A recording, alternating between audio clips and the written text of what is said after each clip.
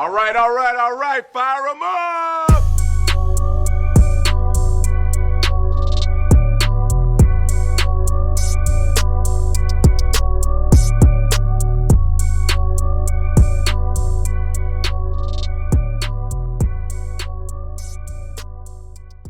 What's going on, everybody, and welcome to the Genre of Your Life podcast, a show all about movies, TV, and why we love entertainment and the genres that define us. This is episode number 65, I believe. I think I'm right.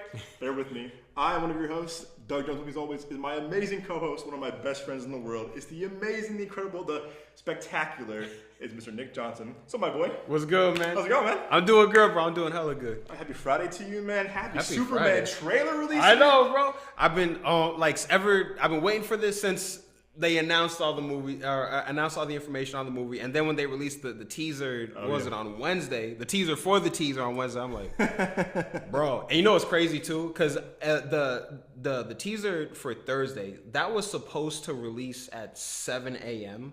Really? Yeah, my brother texted it to me at 6:58. No shit. Really? I kid you not. So shout out to you, Brian. Defying time itself, which is insane. But what were your thoughts on the teaser? First things first, my friend. You are the Superman expert. Superman fanatic for sure. Yeah. If anyone loves Superman more than anyone else in the world, it's man right here, Nick Johnson right here. But before we get into that, of course, to our lovely audience, thanks so much for joining this week on this podcast. As always, you can find the show on Spotify, Apple Podcasts, Amazon Music, YouTube Music. Also, we now have our video show is now streaming live now, not live, but streaming now exclusively on YouTube. Yep. Of course, audio, video.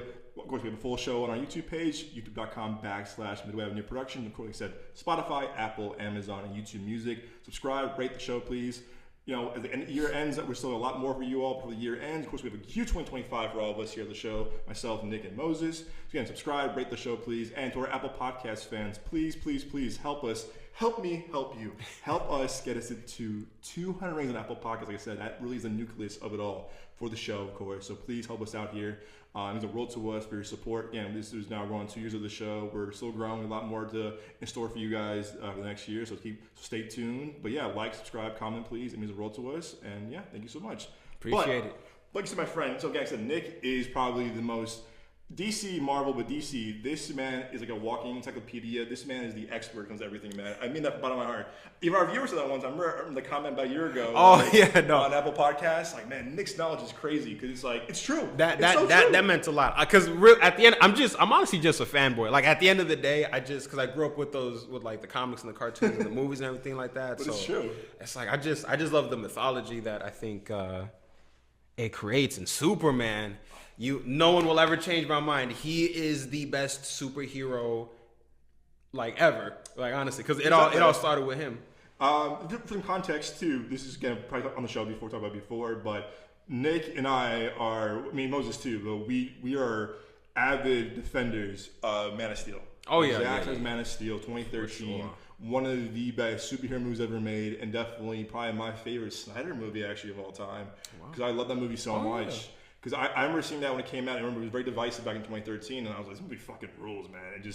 We can gush about Man of Steel for so long, but when I met you and I were like, yo, Man of Steel. We're like, yo, Man of Steel. Yeah. Like, we were so into it, but also Hans Zimmer's score. And people forget, too, that, you know, who produced and wrote Man of Steel? Chris Nolan. Yep. And people forget that. That was like the kick of the DC EU back in 2013, and now, as we all know, that's been now scrapped for the most part. Some things will kind of trickle over from the DCU to the DCU now, when my James Gunn and Peter Safran with Amanda Waller as Viola Davis, Viola Davis as Amanda Waller, and John Peacemaker. John Cena as Peacemaker. Yep. And that's all we know for now. I think Margot will come back as Harley Quinn personally. That's my assumption, but I wouldn't be mad at it necessarily, but part of me, and nothing against Margot Robbie as Harley Quinn, but I would like just a fresh reboot, just overall. Fair enough. But yeah, what are your thoughts, man, on the trailer? So, well, first off, thank you so much for me. Man, high praise for you, my friend. Actually, you know what? No. Only fair. You have the S on your chest for a reason. This is true. Don't make me whip out the ink. Y'all ain't ready for this. No. So subscribe to our Patreon. Subscribe to our premium, and then I'll let y'all see it. Well, I'm asking you first, actually, because like I said, you really are. I mean, you love this character more than anything in this world, and you really just know this character so damn well. I'm asking you, man, again, because you are, like I said, you know this character more than anyone else I know in this world. What did you think of this now rebirth, like this new beginning for the DCU and the trailer for Superman? So, like, obviously, you know, we had touched on this. I love Man of Steel. I love what Snyder did. You know, at the end of Black Adam, when Henry Cavill Superman came back, I was so fucking hyped. At that time I was like, yo, let Dwayne Johnson just be the DC Kevin Feige. I felt like I was just hyped. But you know, obviously that's not the route that they went. So, you know, yada yada. Like the news and the set photos and everything like that was coming out about Superman 2025. You know, I'm on board. You know, I like the direction that they seem to be going in.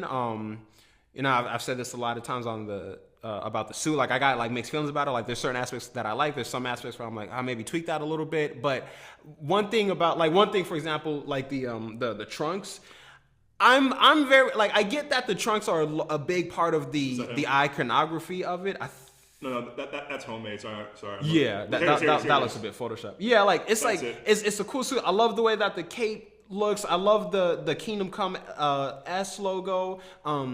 I like the suit, but I'm just kind of like the trunks are a bit much for me. I can never really get into the whole trunks aspect, but apparently David Cornsweet, the actor, said like idea. Yeah, it was his idea because he thought like for the psychology of Superman, he wanted to portray him as a guy that's like, I don't want people to be scared of me, like, so let me dress just a little bit goofy. I think it was like as a professional wrestler was the term. Oh, really? Yeah, just so when he's like saving everybody, because he brought up like he doesn't want like kids to be afraid of him, so let me dress like this, make everybody feel just a little bit more like safe, because I'm such a powerful guy. Let me dress like I'm not quite as powerful, threatening, or whatever. Scared, whatever. Exactly, but no, the trailer though.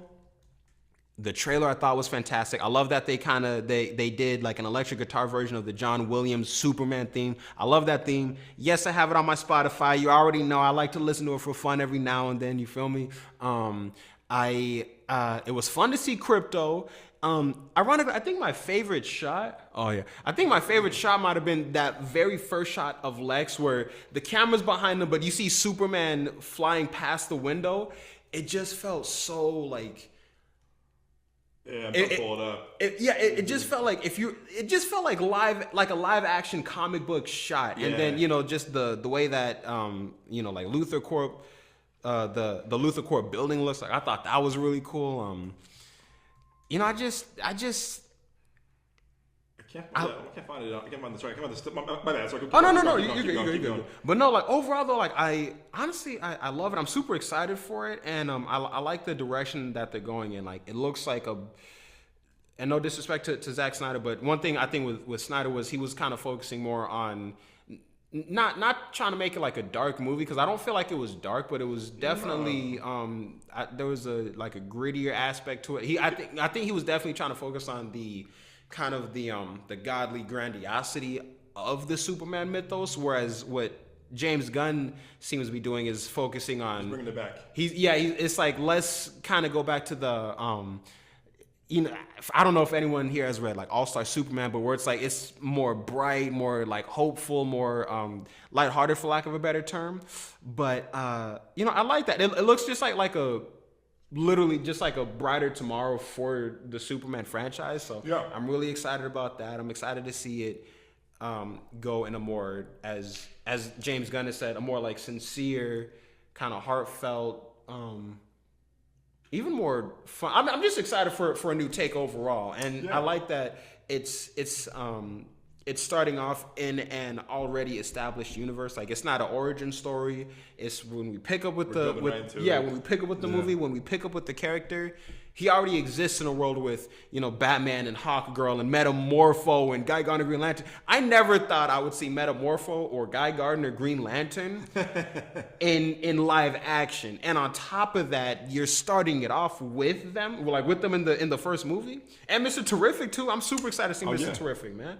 So yeah, I'm beyond excited. Am I gonna get this logo tattooed? Probably not. I feel like on the other side. It would be a bit, I think, redundant to get like a bunch of Superman logo tattoos. But no, I'm super excited for it, and man, I can't wait. It was funny too because when my brother had texted, Mr. Terrific, my brother had texted me the link to the trailer. I literally just got up and went to the break room and I so I could watch it. And one of my other coworkers had done that too, so I thought that was funny because we both it was like that It's Always Sunny meme where they're passing by each other. We just looked at each other, didn't say nothing, but we both knew. I was like Superman trailer. He's like Superman trailer, and I was like okay, bet. So then I went over to my little corner of the other room and I watched it. And then when we were walking back, we were both just talking about it and I can't wait, I can't believe this, da da da da da da da. But no, man, I'm super on board with this, and even you pointed out the Take Me Home line. I was like, that shit kind of hit for some reason. Home. There's that's Guy Gardner, correct? Yes, Nathan Fillion is Guy Gardner, who's like boys with. I believe he's boys with with James Gunn because he stays in his movies. Yeah, and I've heard just amazing things about him as a person too. So I've heard really good things about him as a person. That makes me happy. And there he is right there. Mm-hmm. And then yeah. What was the one thing? I think also too. You said what was it? You said the thing about the cape, and you're cool with the collar. You think the collar? I'm iffy on it because the suit looks like the new 52. Mixed with Kingdom Come. Kingdom Come is the S logo, and then I don't mind the collar on the Superman costume, but no, Diddy from the back, it just kind of looks like I don't know, just it seems like a bit much. I think I do prefer the more I guess what's the term crew neck or whatever. Yeah, when it's kind of like this. Yeah, a little bit. Kind of like this, more kind of just more crew neck. Yeah, for sure. Yeah, crew neck, but the Kingdom Come logo, I love that. It's because it's different. It's not like the typical. It's different, but it also tells you the type of Superman that he's gonna be. Listen, in the early 2000s, if you told me they were gonna make a Superman movie with Will Smith, I'd be on board. But no, because with the Kingdom Come logo, have you read Kingdom Come, the comic? You told me about it a little bit in detail, and I was really the way you told me about it. I was like, that's really fascinating because it's I didn't really know that's how Superman before. I would definitely recommend it. But what I will say is this Kingdom Come logo, it harkens back to the comic book. But in that comic, it was Superman. It was in the future. It was kind of like Old Man Logan, but for Superman. Okay, that's cool. And it even came out in the 90s, so they kind of did Old Man Logan first. But it was basically. It's in the future. Everything's kind of darker, more cynical, and Superman wasn't even really the main hero. He had to take a step back. But when he came through, it was because hey, you guys are all kind of because it wasn't really superheroes. It was more like anti-heroes versus villains. Okay. And again, that's why it was more kind of cynical and a darker take on everything. But he came back to bring or to remind people kind of about that old school. Mentality as far as it goes in relation to superheroing, and it was basically him trying to kind of show people this is how you need to this is how you need to be a superhero, but he was trying to basically bring hope back, and because it was just a darker world, and Superman is he's hope. He's hope. He's the center. Yeah. Artwork by Alex Ross, written by Alex Ross and Mark Waid. This is my gosh, bro, that's dope. But yeah, it just goes back to that it's where it's the world is dark, but Superman is a beacon of light. Mm-hmm. So with this one in the original comic, he was older. With this, they're it seems like they're doing a reverse Kingdom Come where in Superman's youth he exists in a darker world and he's trying to kind of show everybody it's okay to be more hopeful and trying to again just trying to be a beacon of hope again. Yeah. Is it safe to say this is probably your most anticipated 2025? Oh yeah. Yeah. I kind of figured it was. The thing about this trailer especially is that we've been saying this a lot the past few years. Like you said, when we saw Black Adam, we're like, yo, like, wow, here we go, he's back. And then like a week later, it was like, no. Yeah, like a week later, that was insane. Because also, there hasn't been a solo Superman movie since 2013. It can be 12 years in between Man of Steel and Superman 2025. That's crazy. That's crazy. I've been, you heard us too. I've been very listen, I like James Gunn. Do I like all his movies? No. I think you and I had thoughts about the Suicide Squad when it came out. We were like, huh. Mm-hmm. And I had some thoughts too where I was like, when I watched it, I was like, I don't know how I feel about it because I was like, this was weird. To me, it was very weird because I was like, again, I'm a defender of David Ayer's version. Well, the theatrical cut. I want to see his air cut, of course, down the road. But I remember when I saw the Suicide Squad, I was like, I don't know, man. This wasn't really my cup of tea. I've grown to like it a bit more. Where I'm like, okay, I like some parts of it for sure. I like Idris Elba, I like Margot, and I like David Smallchin a lot. But for overall, I was like, it just felt a little too Guardians for me. Where I was like, it's Guardians with more like mature tone. But go ahead. No, because I'm with you on that. It just for me, it was y'all were focusing too much on the humor and the comedy of everything. Which he does in this movie, which is that's his thing.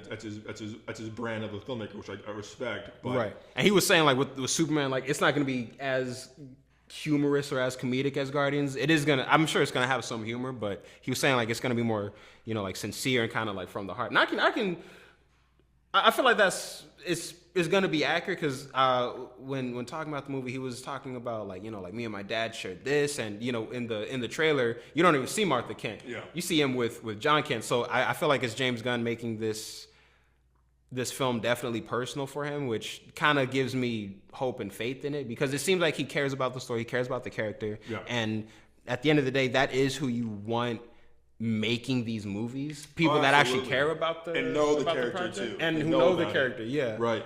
But with the trailer though, when you texted me, I was like, I'm gonna watch it. I woke up, I had my dog next to me, and I watched it on my phone, and I was like, damn it, James Gunn. I said, you son of a bitch, you did it. Yeah, respectfully, don't fuck it up. I know. So, no, I thought the trailer it's a very well-made trailer. It's a good teaser, you know why? Because there's except for Bring Me Home, there's no dialogue. That's it. It's Take Me Home. The one kid calling out to Superman. Right, that's it. I think that's it. Like it was him whistling and it was him like take me home. Crypto, take me home. And then like kids saying Superman. Yeah. You're right. That's those things. But that's a good. That was a good teaser. That was dope. Good teaser. If they don't release shit else, if they don't release any other teasers, any other trailers, like hell yeah, because also sold. it's gonna heighten the experience because you're just gonna only be hyped for it, and it's not gonna be a whole bunch of well, I saw this in the trailer, and I saw that in the trailer already. I really don't want to see anything else. I think I'm so, like, even when we saw KRAVEN, which we'll get back to later in the show, the trailer for Sinners, where I was like, I'm done. I don't want to see it. Release a teaser for sure. Maybe one trailer, but just leave it at that. It's too many trailers. Like, you got like 3 or 4 trailers for one movie. I'm good. I'm good. I'm good for a while. So, but with this, I'm seeing this. I'm happy. I love the crypto thing. It reminds me of my dog Blue. So I was like, that's for sure his costume next year. I'm not gonna lie, I'm calling it now. Oh yeah. Next year, I'm giving a little cape for that. But to me, it felt like the Richard Donner movies. It felt like Superman Returns to a degree, but also has some Zack Snyder-isms too. And someone on Twitter yesterday said, like, look, this trailer has everything. It has the Zack Snyder kind of isms a little bit. It has the Richard Donner isms a little bit. So like, there's something for everything in this movie. My thing is this, like, this is for the casual movie-going fan, like my parents, for example, like, who, they don't watch all the movies, but they're definitely, like, well comfortable with Superman and Batman, stuff like that. My thing is, like, they're introducing a lot of people in this movie. They're introducing Green Lanterns, you see Mr. Fantastic, what's his name? Mr. Incredible? Mr. Terrific. Yeah, Green Lantern, Mr. Terrific. Hawk Girl, yeah. That's a lot for a first movie. It is, but... What you got?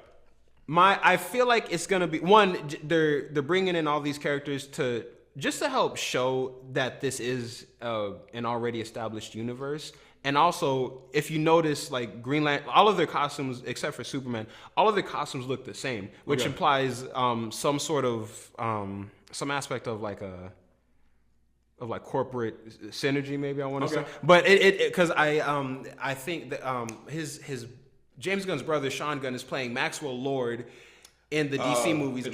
Maxwell Lord in the comics was either the founder or was just like the guy that was paying for a group called they were called the Justice League International, and Mr. Terrific and Metamorpho and Green Lantern, everybody, they were on that team. And again, like their costumes are looking the same. Yeah, I feel like because I think it's gonna be like they're gonna be Justice League International trying to maybe get Superman to either join them or maybe they're just trying to work with Superman or whatever. But that also kind of goes into the whole Kingdom Come thing. Like you guys are corporate, y'all are like heroes, but not really in it for the right reasons. Kind of like The Boys to a much lesser extent. Like like right here, you see how their costumes look similar. Like it's all they have like the colors on the sides and then like the white in the middle. But Superman, his shit stands out, and like it even looks a little bit goofy, which ties into the whole like All-Star Superman aspect where in that one, like his comic looked, or not his comic, but his costume looked a little bit goofy and it was a little bit baggy. It looks kind of baggy in this movie,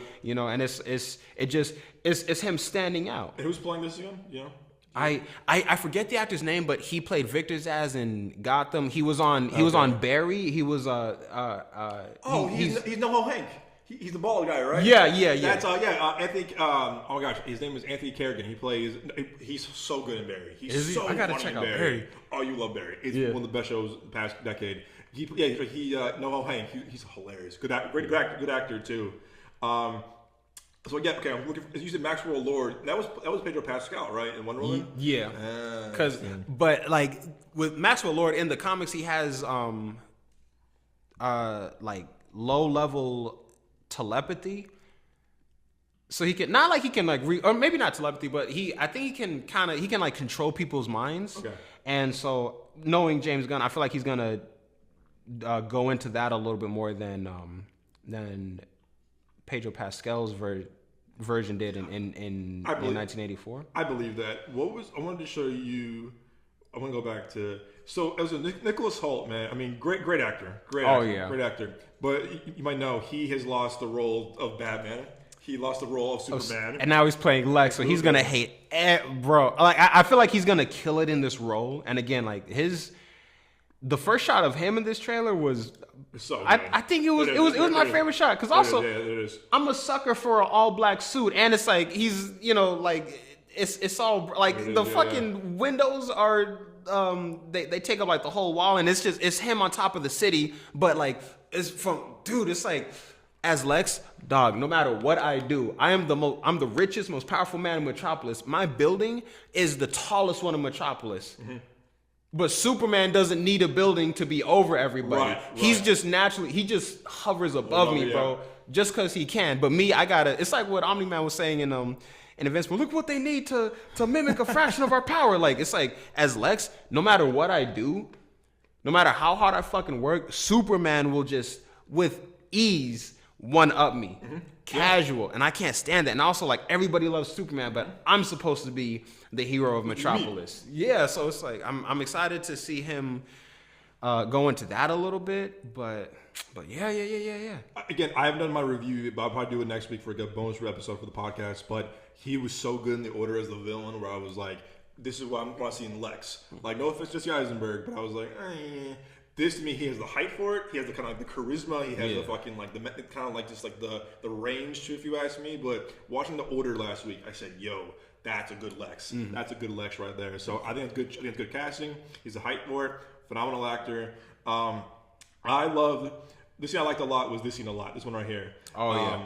It reminded me of like kind of like the Richard Donner kind of like Superman Returns, a little bit of like the like them kind of like floating together in a circle kind of thing going up. That was like kind of like the old school how we grew up on like kind of like the OG Superman movie. Yeah. So I love that scene.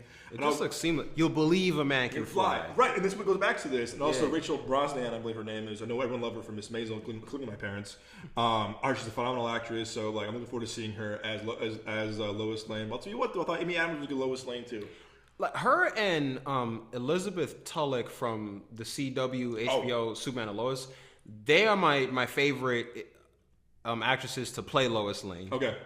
At least so far, because I haven't seen Superman 2025 yet. So I like the vibe of the Daily Planet too.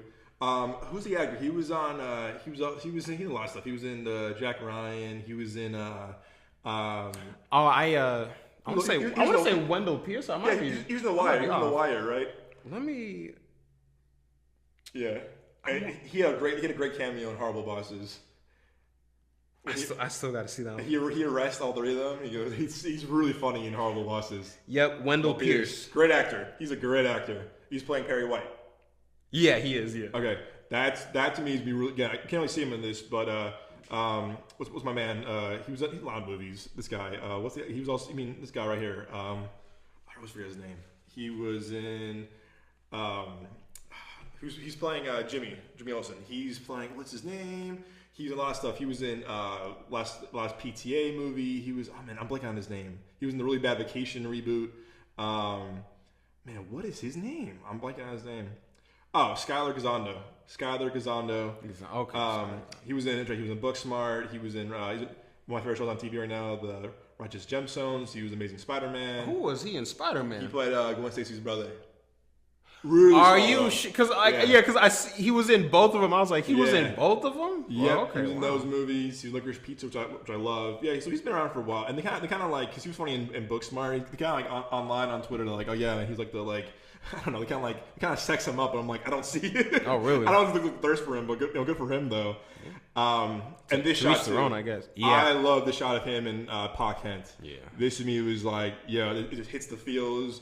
And I'll tell you what, James Gunn knows to do emotion very well. I think in all of his Guardians movies, like whether the last one with the animals or, with the first one with him and his mom, and even him and his dad, and the second one with Star-Lord and Chris Pratt, he knows to do emotion really well too. Despite all the humor and the yuck, whatever, James Gunn can definitely do emotion very well. Yeah, he does. I didn't feel the emotion, I'm not going to lie to you, in Peacemaker or the Suicide Squad. I feel like they were so emotional. I was like, I didn't really feel shit.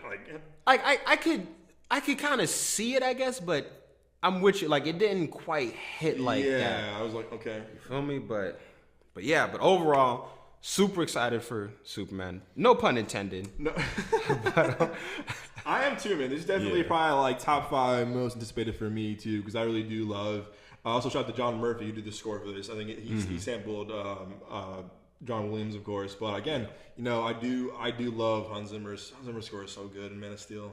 I was listening to it yesterday, man. Or I love the flight, his first flight. It's so good. So I'll definitely miss that for sure. But my thing with James Gunn, as we all know on the show too, you talk about before on the show as well, is that my thing too is that he's also picking and choosing too who's staying, who's not staying. Like Davis, I get it. All of his stuff is staying, which it's like. I get because, hey, I did this and I want to continue this. But when all of this was like first going on, bro, you were saying everything was going to be a 100% reboot. Yeah. But at the same time, like, hey, if he keeps his own shit and it works and everything's good, then fuck it. Because really all we want is to see these characters and see these stories like told well. On the big screen, and on the little screen in the games and everything like that. As long as you just continuity. We want good continuity. We want good stories, fun stories. We want the action to be good, the visual style to be excellent, and also that we want to care about the characters and care about the stories. That was kind of an issue with the DCEU a little bit because not to get super into it, it was a lot of muddled shit going on. So we want. If you're going to make the movie, make it right. Make it the best you can. Don't put it out just for the sake of putting it out. Mm-hmm. Don't be like shoehorning stuff in or forcing anything in. Like just tell good stories. That's really what we want. Because I remember it was this whole thing about like, oh, well, I think it's like superhero fatigue and blah, blah, blah. It's not superhero fatigue. It's bad fucking stories, man. Speaking of let's get into KRAVEN real quick. But one thing I will say about Superman is that it's good story. Also, again, I'm calling it right now. I'm getting hot take right now. I'll bet you a drink. Batman 2 ain't happening. No, don't say that. Don't say that. Wait, hold on. I really did like. I'm a big Matt Reeves fan. I'm a big Robert Pattinson fan. I'm a big Zoe Kravitz fan. It ain't happening. I need Batman too. I rebuke that statement. I rebuke that statement. I need some Batman too. I will bet you a drink. I'll bet you a drink. and you're at any bar you like, it's not happening. It's not happening. I'm telling you right now, because you know why? Because the other day James Gunn said that like there's no script for Batman 2. Okay, it's going on 3 years since Batman 1 came out. I'm telling you, I think James Gunn is happening to blocking it. I'm telling you right now, dude. But like, why? Don't block it if you're gonna be like, well, we have this whole Elseworlds things too. Nah, man, give me my fucking Matt Reeves Batman trilogy. I know, just trust me. And I really love the Batman. And I love Robert Pattinson's a great Batman. When he got cast, I was like, great. People were like, oh my gosh, that kid from Twilight. I'm like, you seen Good Time? Have you seen The Rover? You seen this movie? He's a phenomenal actor. Remember Me? Remember Me? Tenet? Like he's Tenet? Yeah, I was trying to think of another one. Remember Me? Bob, a movie. He's a great actor. I have my Doug set my Spidey sense is going off saying that.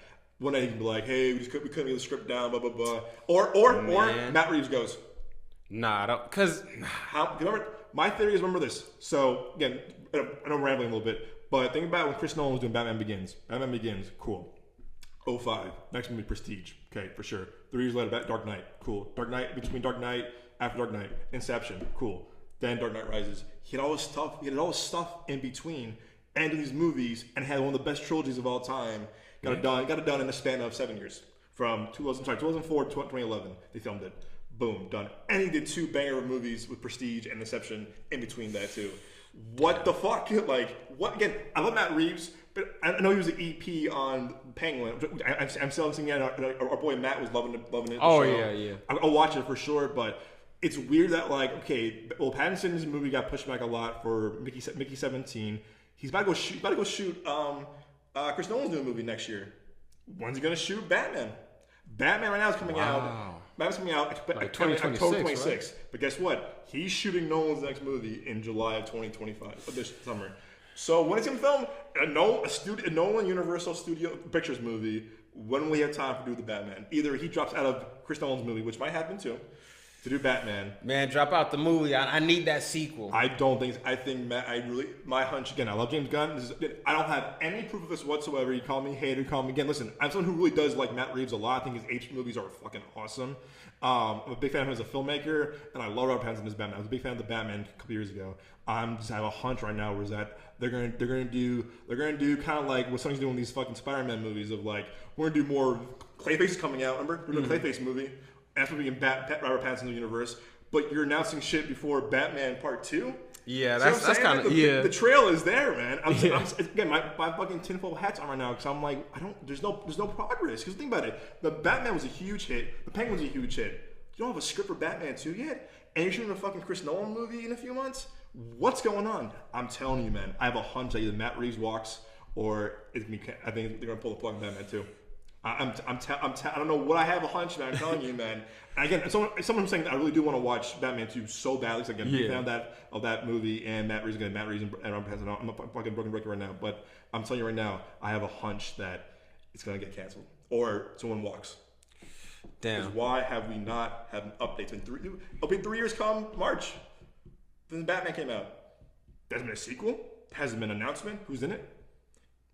What's up? I don't know. Hopefully they've just been filming it this whole time, but they're like, we just want to keep it really, really secret. James Gunn said that there's no script for it right now. I'm telling you, man. I have a weird hunch, man. You're taking fucking forever. I get it. Making a movie is hard. I understand that, and it's a crap, all the hard work, whatever. But Zoe Kravitz's probably busy. What about Colin Farrell? What about Jeffrey Wright?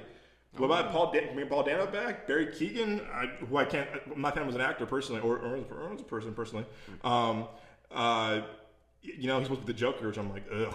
Yeah. But you know, it's weird. Like, when Batman Begins came out, the Joker tease for sure. Chris Nolan had a banger. Prestige came out next year. Boom, Dark Knight Rises. Dark Knight came out. IMAX. It was the IMAX. Came that. There's been no progress in Batman Begins.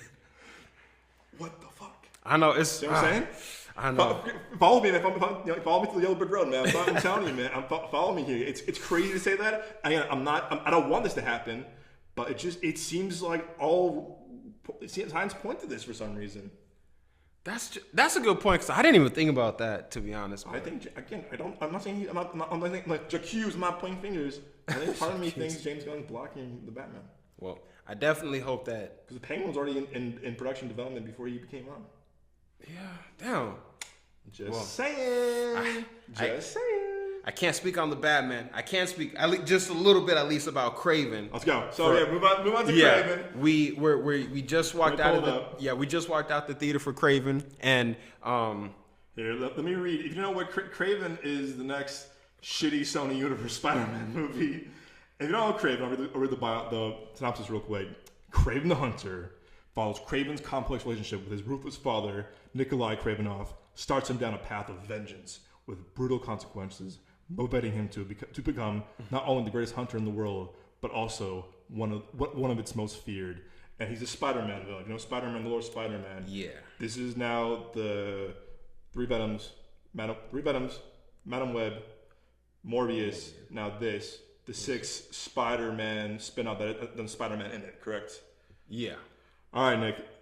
So this piece of shit. This movie's again big piece of shit. Go ahead. I'm gonna keep this brief only because it's only my bedtime, y'all. I try to be responsible in my older age, but no, like overall, without spoiling it, dude. So overall, at least in my opinion, it's been a week. You can go for it.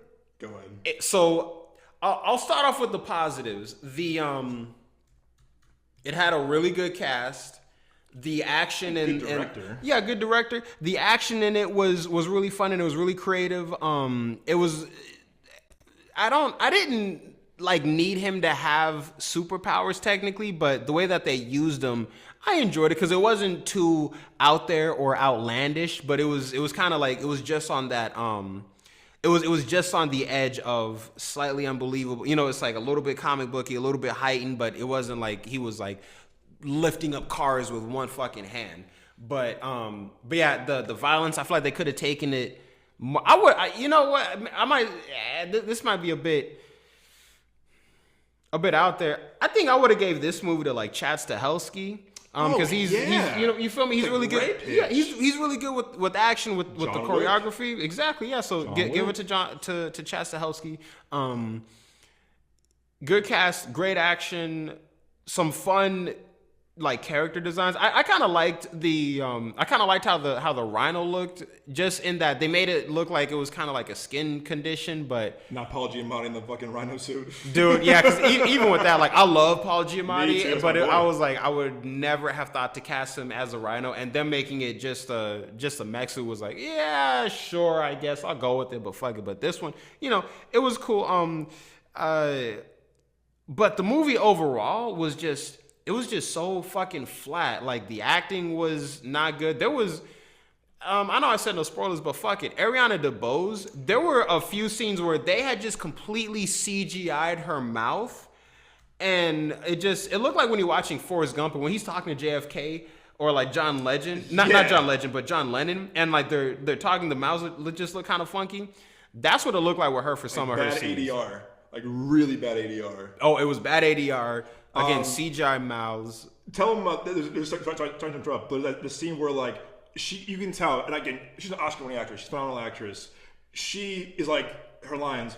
Oh no! Why did you say that? Yeah, like it was. What? It was the scene, like it sounded like she was yelling, but that's where that ADR part comes in, because it sounded like she was yelling, but you can tell. What do you mean? Yeah, like when you watch the scene, she's clearly they're this close to each other, just having a chill conversation. It was just like weird, and the dialogue was just fucking rough. He was my brother, and I should have been there for him. Yeah, and forgive me. I know a little bit more as a Spider-Man nerd that I am, but he didn't have these powers in the comic books, right? He didn't, but with this one, it was like that's why I'm like, I don't mind that he kind of was heightened a little bit, but it is still like it would have been. Imagine if, like, let's say this was a KRAVEN versus Spider-Man movie, which should have been, and KRAVEN has no fucking powers, but Spider-Man obviously has his powers. But KRAVEN with no powers is still a fucking physical and mental match for Spider-Man. Yep. It would make the movie a little bit more engaging. I feel like it would paint him as a more threatening, more menacing villain. Yep. Because it's like, bro, you're just a regular guy. Yep. And you're fucking with Spider-Man. Because in the comics he was like that. So yeah, but that's honestly that's all I got to say about it. Also, one thing. This wasn't even in the movie. I was waiting for that. Never in the movie. The last scene was a soap opera, dude. It was a soap opera. Dude. He sat down and he like... The literal last shot of the movie. I was like, you know what? I can't even think of anything else I'd rather do than watch this movie again. This shit was rough. Okay. This shit was ass. This isn't a hard thing to do. So how would you, those movies, how would you rank the Sony? So allegedly, this is gonna be the last one they're doing for now. What an ass note to end on, but I'm happy that it's finally fucking over. For now. How would you rank Venom, not hard ranking, but the Venom movies, this, Madam Web, and Morbius, which is so hard to do. Not really. So the first Venom would be number 1 because it's the best. I'm going to say Venom 2. Mm-hmm.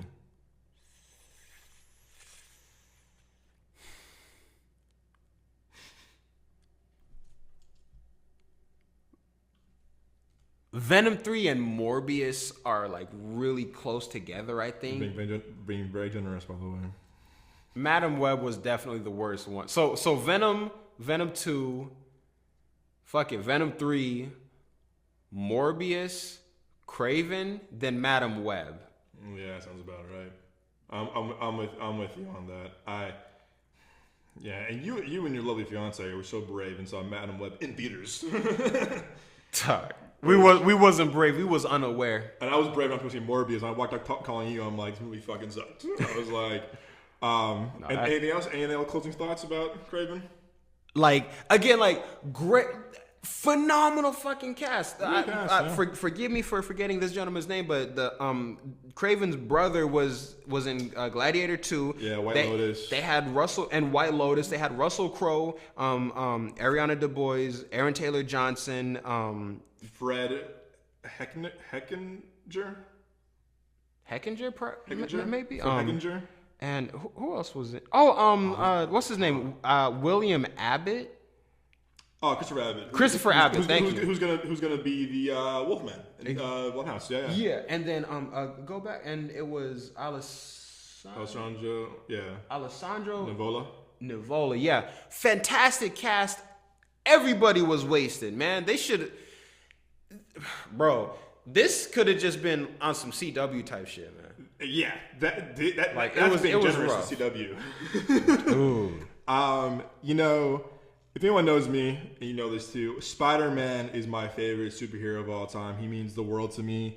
And the movies and the comic books, my first superhero movie I watched, Spider-Man 1, 2002 on DVD. First comic book I ever read, Spider-Man. I forgot what issue it was, but I still have it in my parents' house probably. Spider-Man means the world to me. It means so much to me. You heard me a story 100 times before back in the day when we saw No Way Home. It was me, me, Nick, his fiance, Kaylin, and my girlfriend at the time, Z, and I was just like so happy because it meant so much to me. When I saw Toby and Andrew again, I remember grabbing Nick's hand, grabbing my girlfriend's hand at the time, and I was like, "It's happening, guys! Like, I can't believe it's happening." But Spider-Man really means so much to me. And we saw the Venom movies together, and I like the first two. We've seen all 3 of the Venom movies in theaters together. We have, man. And I was like, oh my gosh, like this is like, and there it is, there's the end of the movie right there. Here it is. This spoiler alert, but who cares? This movie's bad. Is it Madam Web bad? No. Is it Morbius bad? No. I think I'd rather watch Morbius than this movie, but just barely though. No, I mean, hey man, remember Tyrese said it was Martin Scorsese's favorite movie. Remember that? That man. Oh my gosh. I like Tyrese Gibson, but bro, you know what? No, scratch that. It's not that I would rather watch the Morbius movie as opposed to this. I would rather just kind of leave. Like I would rather just watch the trailer. I'd rather watch the trailer than the movie. That first Morbius trailer went kind of hard. I ain't gonna lie. We can go on that for another podcast. But the trailer was great. This movie, Aaron Taylor Johnson, phenomenal actor. This is his 3rd superhero movie. It's a comic book adaptation with Kick-Ass. He was Quicksilver in Age of Ultron. Now this, and you can tell like him and the director J.C. Chando, who did like Triple Frontier, Most Violent Year, like a phenomenal director. And they were selling this movie so hard, probably because they were under contract. But like Aaron Taylor Johnson, J.C. Chandler were like, "Yo, this is the one guy." Yeah, so like, no, hyping it up. This like, yo, we know they get a bad rap for Sony movies, and they were like, either y'all bullshitting us, or you were like, you really believe this. Again, props to you, man. Making movies hard. I get it. I really do. But this movie had, to me, it was so generic. It was very basic. To me, it was if ChatGPT made a KRAVEN movie, this would be it.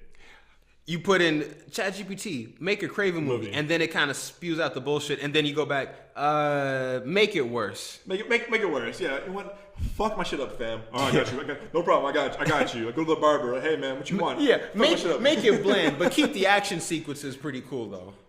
And you know what? Where they took the brother at the end, it's like he's a chameleon. It's interesting, but it's also kind of like and it's.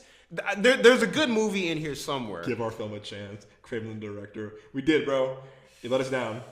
There is a good movie in here. I do think this movie could have. Again, I applaud them the rated R. However, this hurts rated R superhero movies. This hurts not going forward. Yeah. Like Venom should have been R in the first place. I don't want. They didn't made a lot of money, so I guess it worked. Their formula worked. KRAVEN and Venom to me are rated R characters. And, I want to see more of a grittier Spider-Man movie in some sense. A rated R Spider-Man movie? Mm-hmm. Oh, wow. Or a rated R, Sinister Six movie. Like, I want to see some, Green Goblin, fucking shit up, whatever. That would be dope. Yeah, where he's just a fucking menace. So, I'm like, cool. And I started to play Spider-Man 2 finally on the PS5, and it's a fun game. KRAVEN's in it, too. Venom's in it. And that, to me, had a better storyline of that game than this, whatever this shit is. But overall, again, I'm someone who, we were defending this movie, hey, man, it's going to be good, give it hope, give it a chance. Nope. And somebody said, man, thanks, but no. I'm like, thanks for the cash. We're good. So thanks for the support. Here's a shitty movie. It was, to me, this movie was soulless. It had no real, it had no real direction. It had no real, it was boring. It was basic. I was bored. I'm like, this movie's kind of boring. And there's just scenes where I'm just like, you don't even care? Russell Crowe, to me, phenomenal actor. Fantastic actor. My man is sleepwalking in this movie. Yeah. I'm a Russia. Bro, first off, your accent's fine, but you were just here for a mortgage payment, my God. This is paying your kids' tuition right now. Why? You're Russell fucking Crowe. Again, you have 2 Academy Award winners, Ariana DeBose and Russell Crowe. You both are, oh no, don't go in there. Or, yes, okay, my son. Bro, do something, please. He's like, my son, you cannot be weak. Bro, this man, life is only for the strong. Bro, he's bitching the whole movie. I'm like, bro, grow a backbone, please. I swear. Oh, yeah, allegedly he was supposed to be in Spider-Man No Way Home, the original draft. Oh, because when the fucking sky was ass cracked open, and it was like his silhouette or whatever. Hey, KRAVEN, so Russell. So also too, there was an article last week that say Russell Crowe, my man, is wearing his vest. Also, there's certain characters in this movie that never change their wardrobe or their costumes. Yeah, it was the tracksuit dude and the Rhino. Yeah. For a solid week, they were wearing the same shit. I'm like, what's up here? And then Daniel Russell Crowe, same thing. He's wearing that kind of vest, a different vest. I'm like, and I didn't get what the whole ascot was about, because he had an ascot in this movie, and it doesn't take place in the 70s. It takes all the flashbacks 16 years ago, which was that 2008. It should have been 2008, and also that was a long flashback scene too. It was a fucking half hour. It should have been either started off with that scene or cut. You do a Man of Steel where it's modern day, but every now and then we just flash back. Something, man. And Russell Crowe looks like he was just like, hey, man, I'm here for the check. I'm out of here. And this to me was what? Yeah, 1 star. Yeah. And also, so anyway, there was an article there that said Sony could use Spider-Man. Let me see. I'm pulling this up real quick. Oh yeah, there was nothing preventing Sony from nothing preventing Sony from using Spider-Man in these movies, which to me is just mind-boggling. Crazy. I'm finding a legit article. No offense to anyone else. It might have been on Twitter, because I think that's the one that you sent to me. I'm using Yahoo is legit, because I'll use that. So apparently, allegedly, they could have used Spider-Man in these movies. Why the fuck you didn't do? Oh, sorry. Allegedly that Sony said how Venom did so well. We don't need Spider-Man. But you told us so the rumor is still though that allegedly though when they were doing Venom 1, Tom Holland filmed the scene as Peter Parker, not Spider-Man. in the first Venom movie. And when Feige and Disney thought, they go, whoa, take him out. Maybe that's what it was. They're like, we don't want y'all. Don't be fucking with our shit. But now we're hearing that they could have used them because they are majority owners of the character still. It's 70% Sony still, 30% Disney. That'll probably change after the next Spider-Man movie. Give it time. But Sony does own the rights to Spider-Man as the games, the movies. However, merchandise, clothing, and toys is Disney. Okay. But still, gaming, movies, shows is Sony. But with that said, though, you had them. Why didn't you use them? You have also too. Oh, we want to cast another Spider-Man. You got fucking Andrew Garfield and Tobey Maguire waiting around too. Like, you kind of had all of these fucking resources, and you said, you know what? Let me not use it and make these whack ass shitty ass movies. You had Spider-Man. That Madam Web shit pissed me off. Where we're like, you can't say his name. Other boy. Yeah, and it was like, because it was like, are they actually leading somewhere with this movie? Because it's like everything's all connected by the web of life and death, which is her web. Like, yeah, but it's like connecting the web. Why do you only have a superhero costume in your astral projection form? That shit. God, dude. That's a different story. But I could go on for hours about it. But I think this movie is a big disappointment. Yeah, rated R movie, cool, but you guys really kind of shit the bed with these movies. And again, as someone who, you and I both enjoy Venom 1 and Venom 2 quite a bit. Yeah. Venom 3, this made me like Venom 3 a lot more. And Venom 3 I couldn't stand. I was like, this movie to me was like, okay, whatever. And Madam Web, I watched it on TV like a year ago. When it came out on digital, I was like, waste of time. And then Morbius I paid for, and I was mad. I was like, my money got wasted. I'm so mad at myself. I would go Venom 2, Venom 1, Venom 3. Not saying much. KRAVEN, Morbius, and Madam Web. Again, not saying much, but they had so much to use from. And also, again, J.C. Chandler is a good director. I don't know if he got like screwed over, or if he got like, I don't know. We got it from here. But was your plan to be like, hey man, let's make it shitty as hell for them? They're gonna love this. Yeah, was this like an Aladdin Guy Ritchie situation? Where it's like we have this name attached to directing it, but we're just gonna make it. Richard Wenk, who wrote the Equalizer trilogy, also the Max 7 remake, which is a great remake. You have a good director and writer. What happened? So I think it was like you hire these writers, be like, "Hey, I'm ChatGPT." Yeah. In Dark Knight, he's like, "Well, what happened? Did your balls drop off when it was Joker's first scene, or technically a second scene?" Right. You're like, but it's true. It's like you have these great filmmakers and great talent. What's going on here? And but to be fair though, these movies are profitable. Venom 1, Venom 2, Venom 3 made so much money. Morbius made a profit. Madam Web probably didn't. Well, we'll see. This probably will tank and not make a profit back. But these movies have been profitable. So, I mean, they made money and they're like, hey, we made money, who cares? But if you're going to do more of these movies, bring a Spider-Man in, please. I don't care if it's Toby. I don't care if it's Andrew. I don't care if it's Miles Morales. Cast a new Miles Morales. Miles Morales would be do a live action Miles Morales. You have the rights to him. Do it. Just give us a Spider-Man. I don't care if you cast, I don't care if you cast Dylan O'Brien. I don't care if you cast anyone. Just cast someone as Spider-Man. Like, I don't care if you do like older Peter Parker or whatever. But again, you have Tobey Maguire. You have Andrew Garfield. They've expressed before they want to come back. Yeah. Use them. Oh yeah, if you use Tom Holland, use Tom Holland. He's the perfect age still. So like use him. This to me makes no sense. If you did have the capacity and medium to use Spider-Man in these movies, you fucked up. Yeah. You fucked up. And shame on you guys, but it's the last one for now. I'm giving this, what would you give it, rating-wise? I would give this a solid fucking 3 out of 10. Yeah, I'm with you on that. I'm 100% 3 out of 10 on this movie. This is not me. I don't want to see it. Don't pay for it. Don't pay for it in theaters. Don't pay for it for streaming. If you're a Blu-ray collector like I am, I ain't buying this shit. Hell no. It's a no for me, dog. So skip this movie. This movie was a big no-no.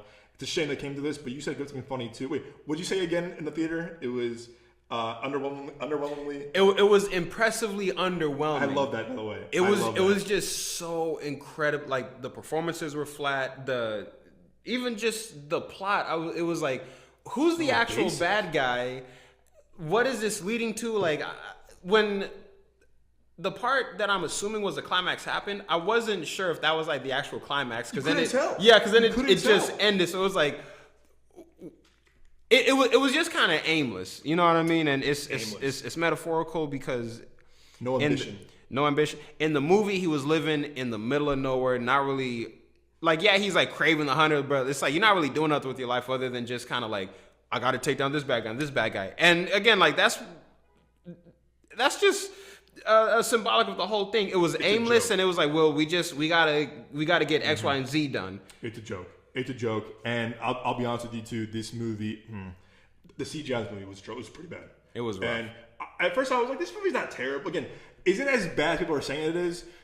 To a degree, yeah, but I thought it'd be like shit. I'm like, oh my gosh, why did you see it? This was just like they had no ambition, they had no soul to this movie. This movie had no reason to be made. No reason to be made. And yeah, I'm gonna do 3 out of 10. CGI was bad. Also, no post-credit scene. Surprise, surprise. Oh no. Yeah.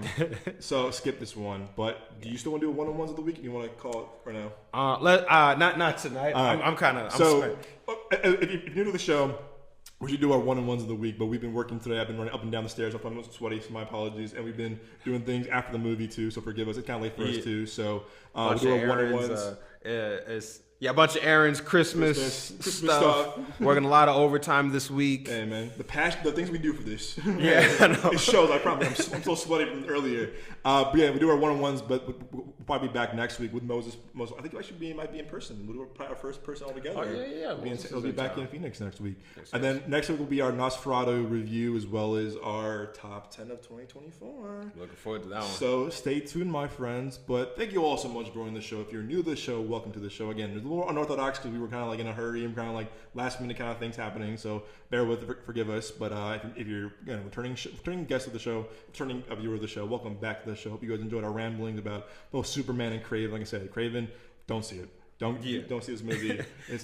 If you have seen KRAVEN though, what did you think about it? Comment below. Definitely, we would definitely love to hear it. Did you guys like the Superman trailer? Superman's my favorite superhero. Spider-Man is Doug's favorite superhero. Who's your favorite superhero? Comment that down too, because I would like to have some comments to read. To be honest with you, please, put some. I like seeing other people's perspectives and viewpoints and everything like that. So that would be really cool. We just love to hear from you guys. That is your call to action this week. So definitely. Definitely let us know. Again, comments on YouTube or Spotify or Apple. Let us know, please. And of course, again, you find the shows, of course, on social media at Midway Avenue Productions on Instagram and TikTok for now before they get pulled. We're getting pulled.